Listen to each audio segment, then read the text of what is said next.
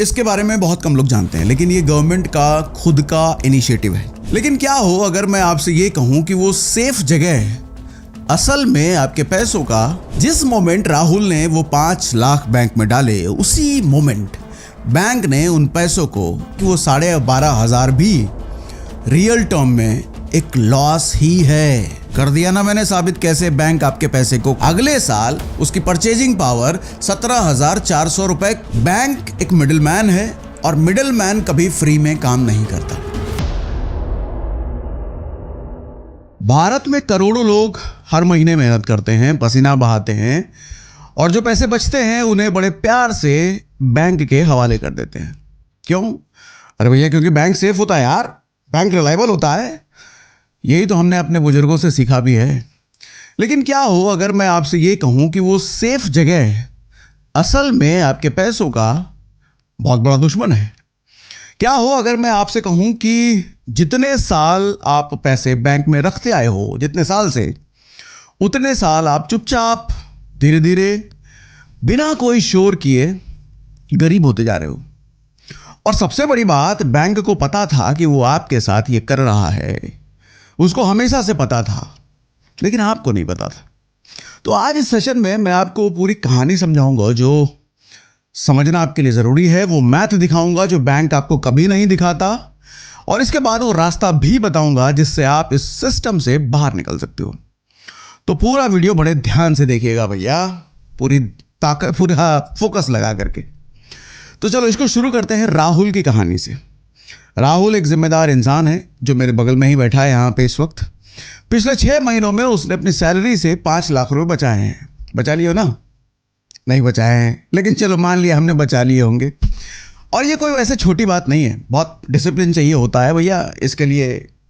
तो राहुल ने अपने खर्चे कम किए, ईयरली बोनस से जो बाइक खरीदनी थी उसको पोस्टपोन किया, बाहर खाना कम किया और 6 महीने बाद अपनी पूरी सेविंग्स अपने बैंक के सेविंग अकाउंट में डाल दिया।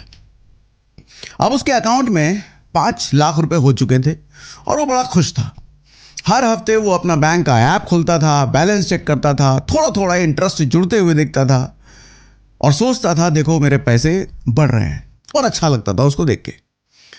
लेकिन राहुल जो नहीं जानता था वो ये है कि उसके पैसे बढ़ नहीं रहे थे, असल में वो पैसे घट रहे थे। और सबसे बड़ी बात ये है कि वो ठीक आपकी तरह इस बारे में बिल्कुल इन चीज़ों से अनजान था। देखो किसी भी बड़े बैंक की बात करें तो सेविंग अकाउंट से जो इंटरेस्ट आपको मिलता है वो इंटरेस्ट इस वक्त कितना है पता है आपको? देश का सबसे बड़ा बैंक जो है SBI, इसमें सिर्फ 2.5% पर एनम के आसपास का इंटरेस्ट आपको मिलता है। सिर्फ 2.5% पर एनम साल का। राहुल के 5 लाख पर 2.5% का मतलब है साल में टोटल 12,500 रुपए का इंटरेस्ट। महीने का हिसाब लगाएं तो 1,041 रुपए, मतलब करीब 1,000 रुपए हर महीने उसको 5 लाख रुपए पर कमाई हो रही है, ये समझ लो। अब राहुल क्या करता है? राहुल उसको देख करके सोचता है कि भैया ठीक है भैया, कुछ तो मिल ही रहा है। लेकिन यहीं पर असली खेल शुरू होता है। असली खेल किसका? बैंक का, आपके पैसे के साथ। जिस मोमेंट राहुल ने वो 5 लाख बैंक में डाले, उसी मोमेंट बैंक ने उन पैसों को काम पे लगा दिया। राहुल के लिए नहीं काम पे लगाया है, बैंक ने अपने खुद के लिए काम पे लगाया है। कैसे? समझाता हूं। देखिए बैंक कोई चैरिटी तो है नहीं, कोई दान पुण्य बैंक करता नहीं है। बैंक एक बिजनेस कर रहा है और उस बिजनेस का मॉडल बहुत सिंपल है। आपसे पैसे लो, सस्ते में लो, और फिर किसी और को उधार दे दो महंगे में, और बीच का जो फर्क है उसको अपनी पॉकेट में रख लो। और यही बैंक की कमाई भी है। इसको बैंकिंग की भाषा में कहते हैं नेट इंटरेस्ट मार्जिन। और भारतीय बैंक का एवरेज NIM यानी कि नेट इंटरेस्ट मार्जिन इस वक्त करीब 3 से 4% के बीच है। अब देखिए कि राहुल का बैंक उसके 5 लाख से क्या क्या कर रहा है, वो आपको जरा तोड़ तोड़ के अलग अलग समझाता हूं। पहला काम है होम लोन। अब जैसे SBI का एग्जाम्पल हमने लिया तो SBI की ही बात आगे कर लेते हैं, लेकिन सिर्फ एग्जाम्पल के लिए बात कर रहा हूं। हालांकि सारे बैंक का बिजनेस मॉडल यही होता है। SBI इस वक्त होम लोन दे रहा है करीब 8.5 से 9.5% के इंटरेस्ट रेट पर। तो राहुल के 5 लाख का एक बड़ा हिस्सा वो SBI किसी और को होम लोन की फॉर्म में दे चुका है और 9% उससे ले रहा है। दूसरा काम पर्सनल लोन। किसी को इमरजेंसी में पैसे की जरूरत थी, उसने पर्सनल लोन लिया, तो उसको बैंक ने किस रेट पर पैसा दिया? 11 से 24% के बीच में। और वो कौन सा पैसा था? आपके ही पैसे का कुछ हिस्सा दूसरों को दिया गया। तीसरा काम, ये सबसे इंपॉर्टेंट पॉइंट है, क्रेडिट कार्ड। भारत में क्रेडिट कार्ड का इंटरेस्ट रेट कितना है पता है ना आपको? 30 से 45% सालाना। मतलब अगर किसी ने अपना क्रेडिट कार्ड का बिल नहीं भरा और आउटस्टैंडिंग अमाउंट रह गया, तो वो साल के 36 से 40%, 45% इंटरेस्ट चुका रहा है बैंक को।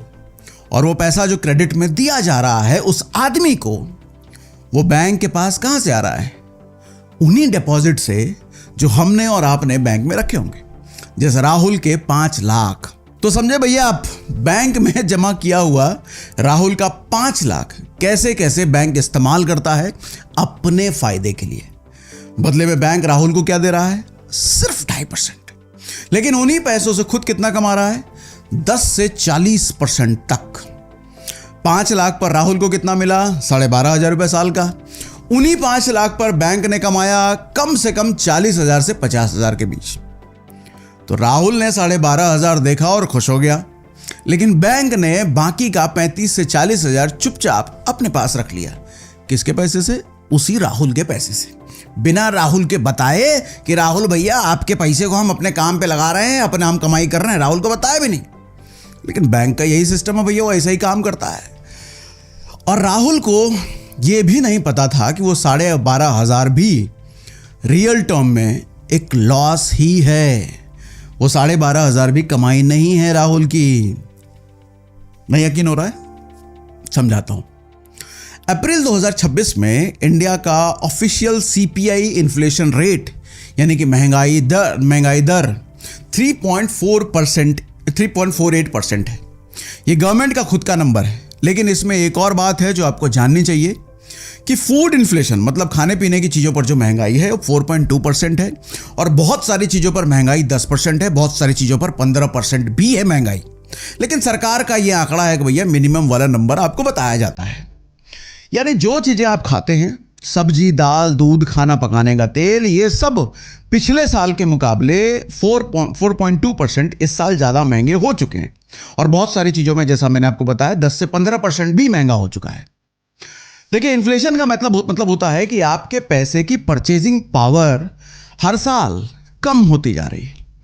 मतलब जो चीज़ आज आप 100 रुपए में खरीदते हो, वो चीज़ अगले साल 103, 104, 105 रुपए का खरीदोगे। तो अगर आपके पास 5 लाख रुपए बैंक में पड़े हैं और इन्फ्लेशन को हम 3.48% ही मान लें, तो एक साल बाद वो 5 लाख की परचेजिंग पावर असल में 17,400 रुपए कम हो चुकी होगी। क्या मैंने बोला? आपका 5 लाख रुपए जो बैंक में पड़ा है, अगले साल उसकी परचेजिंग पावर 17,400 रुपए कम हो चुकी होगी। मतलब आपके 5 लाख अब उतनी चीजें नहीं खरीद पाएंगे जितने एक साल पहले खरीद सकते थे। अब राहुल की सिचुएशन ज्यादा दिखाता हूं आपको। राहुल को सेविंग अकाउंट से कितना मिला? 12,500। इन्फ्लेशन की वजह से परचेजिंग पावर कितनी घटी? 17,400। तो रियल लॉस कितना हुआ राहुल को? -4,900। मतलब मोटा मोटी 5,000 रुपए राहुल का नुकसान हो गया। क्या करके? बैंक में पैसे रख करके। अगर राहुल ने एक साल तक 5 लाख रुपए बैंक में रख दिए तो अगले साल 5 लाख रुपए राहुल का नुकसान हो गया। तो शुरुआत में मैंने कहा था ना कि बैंक आपके पैसे को हर रोज खा रहा है। खा गया ना, कर दिया ना मैंने साबित कैसे बैंक आपके पैसे को खाता है। अब समझो, राहुल सेविंग नहीं कर रहा है, राहुल पैसे को खो रहा था। और ये तो टैक्स से पहले की बात है भैया। जो राहुल वो 12,500 मैंने गिनाए ना, उस पर लगेंगे टैक्स भी। अगर राहुल टैक्सेबल इनकम ब्रैकेट में है तो उस 12,500 पर इनकम टैक्स भी देगा राहुल। उसके बाद जो रियल लॉस होगा वो शायद हो सकता है और भी बड़ा लॉस हो। यही वजह है कि जो लोग कहते हैं कि पैसे बैंक में रखो भैया, सेफ रहेगा, ये एडवाइस सुनने में जितना समझदारी वाला लगता है, फाइनेंशियली उतना ही ये खतरनाक है। क्यों? मैंने आपको समझाया। अब एक और कहानी सुनाता हूं आपको, वो है आयुष की। आयुष राहुल से थोड़ा फाइनेंशियली ज्यादा समझदार है, बुरा नहीं मानना भैया, ठीक है? तो उसे सेविंग अकाउंट की गलती पता थी, आयुष को। उसने सोचा कि सेविंग अकाउंट में सिर्फ 2.5% मिलता है और सेविंग अकाउंट में पैसे रखना बेवकूफ़ी है, तो मैं एक काम करता हूं, मैं एफडी कर देता हूं। तो उसने 5 लाख की एफडी करा ली किसी बैंक में। 1 साल के लिए उस पर एफडी पर उसको करीब 7% के हिसाब से ब्याज मिल रहा था। 5 लाख पर 7% का मतलब है 35,000 रुपए साल का। आयुष खुश था भैया, खुश होना भी चाहिए, क्योंकि राहुल से से कम 3 गुना ज्यादा ही कमा रहा था आयुष का पैसा जो बैंक में रखा था। लेकिन आयुष ने भी एक बड़ी गलती की। उसने सिर्फ ग्रॉस रिटर्न देखा, मतलब मोटा मोटी पूरा वाला रिटर्न। असल पिक्चर नहीं देखा उसने। पूरी पिक्चर क्या थी जानते हैं? समझिए। फिक्स डिपॉजिट में पहली और सबसे बड़ी प्रॉब्लम है टैक्स। एफडी का इंटरेस्ट पूरी तरह टैक्सेबल होता है, मतलब जो भी आप एफडी से कमाते हो वो टैक्सेबल तो है। इनकम टैक्स एक्ट के अकॉर्डिंग एफडी से मिलने वाला इंटरेस्ट आपकी टोटल इनकम में जुड़ जाता है और आपके टैक्स स्लैब के अकॉर्डिंग उस पर टैक्स लगता है। यानी कि एफडी से जो आपने इंटरेस्ट कमाया वो आपकी सालाना कहीं और से जो इनकम आप कमा रहे थे उसमें जुड़ जाता है, मतलब ये आपकी इनकम का पार्ट बन जाता है। तो अगर आयुष 30% टैक्स ब्रैकेट में है, मान लिया 30% टैक्स ब्रैकेट में है, तो उसके 34,000 में से 10,200 तो इनकम टैक्स लेकर के जाएगा। नेट बचेगा 23,800। तो वैसे तो एफडी करते समय बैंक ने क्या बोला था? 7% का रिटर्न मिलेगा, लेकिन आयुष को एक्चुअली कितना मिला? सिर्फ 4.76%। क्यों? टैक्स वाला हिसाब माइनस करो तो इतना ही आता है। अब वही हमारी इन्फ्लेशन वर्सेस कमाई वाली कैलकुलेशन फिर से आपको समझाता हूं। टोटल रिटर्न माइनस इन्फ्लेशन क्या बना? सिर्फ 1.28%। मतलब एक पूरे साल में 5 लाख रखने के बाद रियल परचेजिंग पावर में आयुष का सिर्फ 6,400 बढ़ा, है ना भैया? अब दूसरी प्रॉब्लम सुनो एफडी के साथ क्या है। एफडी में समस्या है लॉक इन की। लॉक इन एफडी में जब आप पैसा डालते हो ना, तो एक टाइम के लिए उसमें आपका इन्वेस्टमेंट लॉक हो जाता है। अगर बीच में कोई इमरजेंसी आ गई, एफडी तोड़नी पड़ी, तो बैंक पेनल्टी लगाता है और वो पेनल्टी जनरली 0.5% से लेकर के 1% तक होता है। मतलब रिटर्न इस पेनल्टी की वजह से और कम हो जाएगा अगर बीच में आपने एफडी तोड़ दिया तो। आयुष के एफडी का पैसा बैंक ठीक उसी तरीके से इस्तेमाल कर रहा था जैसे राहुल के सेविंग बैंक में रखे पैसों का किया जा रहा था। 7% का रिटर्न का वादा करके बैंक आयुष के पैसे को किसी क्रेडिट कार्ड होल्डर को दे रहा था, किसी पर्सनल लोन वाले को दे रहा था, और जितना रिटर्न आयुष को प्रॉमिस किया था उससे ज्यादा का फायदा बैंक खुद के लिए कमा रहा था। यही वजह है कि पूरा गेम समझना आपके लिए बहुत जरूरी था। सेविंग अकाउंट हो या एफडी, स्ट्रक्चर सेम है भैया। बैंक एक मिडिलमैन है और मिडिलमैन कभी फ्री में काम नहीं करता। तो फिर इसके बाद करें क्या भैया? यह सवाल आपके मन में जरूर आ रहा होगा, लेकिन इससे पहले कि मैं कोई अल्टरनेटिव बताऊं, एक बात बिल्कुल क्लियर कर देना चाहता हूं आपको। एक डिस्क्लेमर दे देता हूं आपको। डिस्क्लेमर ये है कि जो 3 ऑप्शंस मैं बताऊंगा वो आपको एजुकेट करने के लिए बता रहा हूं, आपकी जानकारी बढ़ाने के लिए बता रहा हूं। इसे एडवाइस बिल्कुल भी मत समझिएगा, सलाह बिल्कुल मत समझिएगा। आपका पैसा आप मेहनत से कमाते हो तो वो कहां इन्वेस्ट होना चाहिए इसकी समझ आपको बेहतर होनी चाहिए। तो कहीं भी इन्वेस्टमेंट करने से पहले डिटेल एनालिसिस खुद जरूर कीजिए। आपका अगर कोई फाइनेंशियल एडवाइजर है तो उससे सलाह जरूर ले लीजिए, ठीक है? अब समझिए बात। देखो यहां पर मैं ये कतई नहीं कह रहा कि सेविंग अकाउंट या एफडी को छोड़ दो, बंद कर दो, यूज ही मत करो। नहीं, ऐसा नहीं कह रहा। सेविंग अकाउंट तो भैया रखना ही है। आपकी सैलरी उसी में आती है, यूपीआई से पेमेंट आप वहीं से कट करते हो, ईएमआई जाती है, डेली ट्रांजैक्शन होते हैं। तो सेविंग अकाउंट तो बहुत जरूरी है, वो तो रखना ही है। बात उस आइडल कैश की है हो रही है जो आपका इमरजेंसी फंड है, जो किसी गोल के लिए रखा है आपने, मतलब जो बस सेफ रखना है। ये वाला जो पैसा है वो सब सेविंग अकाउंट या एफडी में मत खपाओ। मैं कहूंगा उसको काम पर लगाइए ताकि और ज्यादा पैसा कमा के वो आए। कैसे? तो अब मैं आपको 3 ऑप्शन बताता हूं भैया, ध्यान से सुनिए और हर ऑप्शन को प्रॉपर्ली समझाता भी हूं। ऑप्शन 1 है लिक्विड म्यूचुअल फंड्स। ये ऑप्शन बहुत कम लोग सीरियसली लेते हैं। लेकिन ये है भैया बहुत पावरफुल। तो सबसे पहले आपको लिक्विड म्यूचुअल फंड क्या होता है ये समझाता हूं। देखो, ये एक ऐसा म्यूचुअल फंड है जहां आपका पैसा शॉर्ट टर्म फाइनेंशियल इंस्ट्रूमेंट में इन्वेस्ट किया जाता है, जैसे कि ट्रेजरी बिल्स में गवर्नमेंट जो इशू करती है, कमर्शियल पेपर में जो कि बड़ी कंपनीज इशू करती हैं, और सर्टिफिकेट्स ऑफ डिपॉजिट यानी कि जो बैंक खुद इशू करते हैं। इन सब की मैच्योरिटी करीबन 91 दिन 3 महीने से कम या उसके आसपास होती है। इसका मतलब ये है कि ये जो इंस्ट्रूमेंट हैं बहुत लो रिस्क वाले होते हैं। अब रिटर्न की बात अगर करें तो इस वक्त अगर देखा जाए तो लिक्विड फंड्स का एवरेज यील्ड यानी कि एवरेज इंटरेस्ट जो आपको मिलता है वो लगभग 6.5 से 7% के आसपास है, जो कि सेविंग अकाउंट के 2.5% से तो भैया 2.5 गुना है।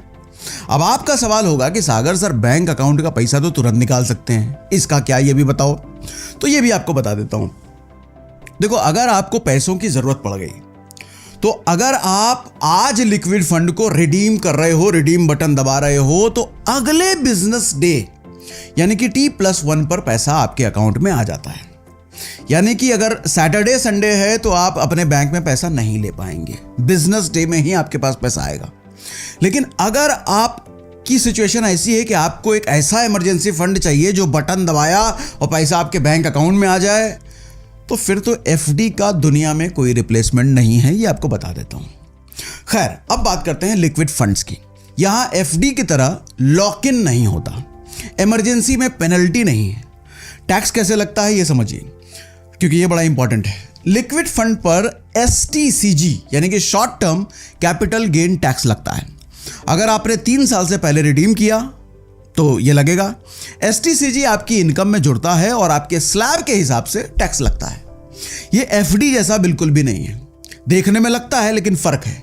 एफडी में हर साल इंटरेस्ट इनकम होता है तो ऑटोमेटिकली वो आपके इनकम में जुड़ता चला जाता है। लिक्विड फंड में टैक्स तब लगता है जब आप एक्चुअली लिक्विड फंड को बेचते हो। तो अगर आप 3 साल तक होल्ड करते हो तो LTCG यानी कि लॉन्ग टर्म कैपिटल गेन्स लगने लग जाता है, जो जनरली STCG से तो कम ही होता है। अब इन्वेस्ट कहां कैसे किया जाए? सर, आप किसी भी म्यूचुअल फंड से इन्वेस्ट कर सकते हो या फिर स्टॉक मार्केट ब्रोकर से भी इन्वेस्टमेंट कर सकते हो। एक रिलायबल ब्रोकर का लिंक मैंने डिस्क्रिप्शन में दे रखा है, जहां पर आप जाकर फ्री में डीमैट अकाउंट खुलवा सकते हो और स्टॉक मार्केट में किसी भी तरह का इन्वेस्टमेंट कर सकते हो। अब कुछ फंड भी आपको बता देता हूं, यह भी रिकमेंडेशन नहीं है, सलाह नहीं है। AUM के बेस पे टॉप 5 के लिक्विड म्यूचुअल फंड का नाम आपको बता रहा हूं। इनमें से आप अपनी स्टडी के अकॉर्डिंग कोई भी चुनना चाहो चुन सकते हो। सबसे पहला है SBI लिक्विड फंड, दूसरा है SDFC लिक्विड फंड, तीसरा है आदित्य बिरला सन लाइफ लिक्विड फंड, चौथा है ICICI प्रो लिक्विड फंड, पांचवा है एक्सिस लिक्विड फंड। दूसरा ऑप्शन सुनिए, ये तो मैंने लिक्विड फंड का ऑप्शन बताया, दूसरा वाला ऑप्शन सुनो। दूसरा ऑप्शन है RBI रिटेल डायरेक्ट। ये देखो प्लेटफॉर्म, इसके बारे में बहुत कम लोग जानते हैं, लेकिन ये गवर्नमेंट का खुद का इनिशिएटिव है और इसके बारे में मैंने एक डिटेल वीडियो पहले भी बनाई है, आप सर्च कर सकते हो। RBI रिटेल डायरेक्ट एक ऑनलाइन प्लेटफॉर्म है जहां आम नागरिक डायरेक्टली गवर्नमेंट सिक्योरिटीज और ट्रेजरी बिल्स खरीद सकते हैं, लेकिन इसके लिए आपको जाना होता है retaildirect.rbi.org.in पर, इनकी वेबसाइट पर। इसमें कोई मिडलमैन नहीं होता है, कोई फंड मैनेजर नहीं होता है, कोई एक्स्ट्रा फीस नहीं होती है, तो आप डायरेक्टली सरकार को पैसे दे रहे हो ये समझ लो, और गवर्नमेंट आपको इंटरेस्ट दे रही है उसके बदले। इससे ज्यादा सेफ ऑप्शन ये समझ लो क्या होगा भैया, सरकार को आप डायरेक्टली हाथ में पैसे दे रहे हो, तो सॉवरेन गारंटी यानी कि देश के सरकार की गारंटी आपको मिलती है इस पर। और इस पर रिटर्न्स कैसे और कितना होता है ये भी समझा देता हूं। 91 डे ट्रेजरी बिल का यील्ड यानी कि रिटर्न इस वक्त लगभग 5.5 से 6% के आसपास चल रहा है। यह सेविंग अकाउंट के 2.5 गुना से ज्यादा आपको रिटर्न दे रहा है। और हाँ, थोड़ा कम फ्लेक्सिबल ये जरूर है, ये बात जान लीजिए।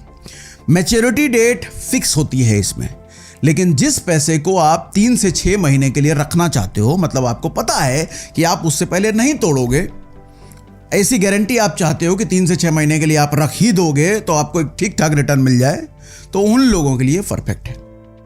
ऑप्शन 3 सुन लो, short duration date fund.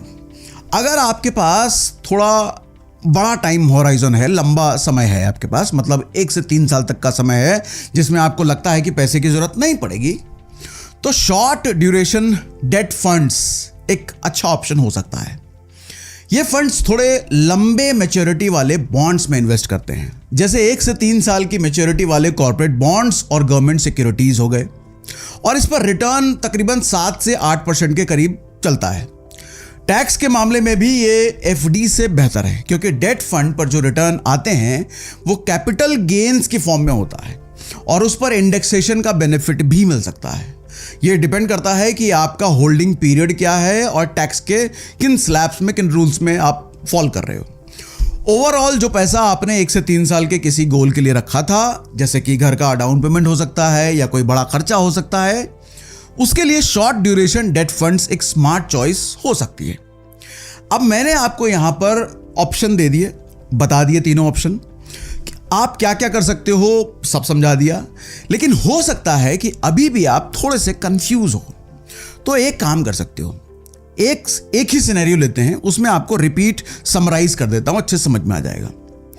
5 lakh का इन्वेस्टमेंट है, 1 साल का ड्यूरेशन और 30% इनकम टैक्स का ब्रैकेट। हमने क्या मान लिया, आप 30% के इनकम टैक्स में आते हो। और अब कंपेयर कर लेते हैं सारे ऑप्शन को। पहला सिनेरियो है राहुल वाला। क्या कर रहा था राहुल? सेविंग अकाउंट पर 2.5% ग्रॉस रिटर्न ले रहा था, मिल रहा था उसको 12,500 रुपए।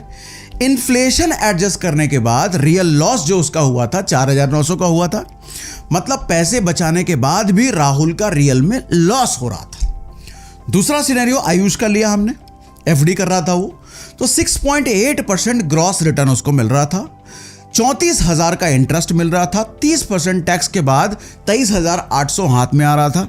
इन्फ्लेशन घटाने के बाद रियल गेन उसको हुआ 6,400 का। पूरे साल की मेहनत पर कितना कमाया? 6,400। तीसरा सिनेरियो हमने लिया लिक्विड म्यूचुअल फंड्स। मान लीजिए इसको 7% का रिटर्न मिल रहा है सालाना, तो 35,000 ग्रॉस हुआ, एसटीसीजी टैक्स लगा 20%, यानी कि 7,000 रुपए हो गया, नेट बचे 28,000 रुपए।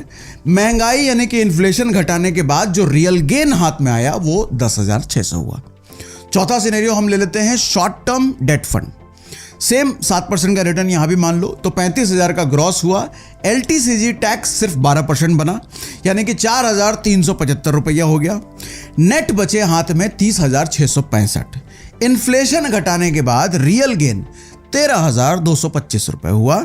सेम 5 लाख, सेम 1 साल, सेम मार्केट कंडीशंस, लेकिन सेविंग अकाउंट में रियल लॉस हुआ 4,900 का, लिक्विड म्यूचुअल फंड और डेट फंड में रियल गेन हुआ 13,225 रुपए का। तो देखा आपने भैया, फर्क है 18,000 से ज्यादा का, और वो भी सिर्फ एक बेहतर और एक इन्फॉर्म्ड डिसीजन की वजह से। और ये फर्क देखो कोई जादू नहीं है, ये बस मिडिलमैन यानी कि आपके बैंक को बीच से हटाने का नतीजा है। देखो राहुल जिम्मेदार था, उसने मेहनत की, पैसे बचाए, वो सब कुछ किया जो उसको सिखाया गया था। लेकिन आयुष उससे थोड़ा ज्यादा इन्फॉर्म्ड था, उसने सेविंग अकाउंट वाली गलती नहीं की, एफडी जैसा बेहतर ऑप्शन चूज किया। लेकिन दोनों ने एक सवाल नहीं पूछा, वो सवाल था मेरे पैसों से बैंक क्या क्या कर रहा है, कैसे उसको काम पे लगा रहा है, क्या मैं वही काम खुद के लिए कर सकता हूं जो बैंक मेरे पैसे से खुद के लिए कर रहा था।